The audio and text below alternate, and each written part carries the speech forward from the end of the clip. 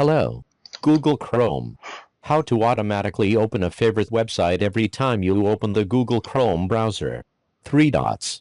Settings. On startup, open a specific page or set of pages. Add a new page.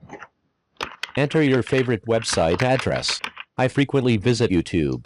youtube.com. Add. Done. Close Google Chrome. Check the results.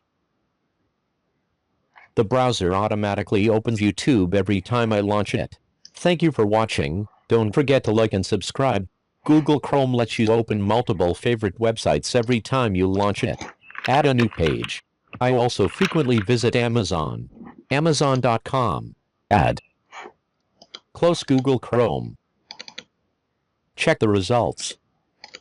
Amazon. YouTube. 3 dots. Settings.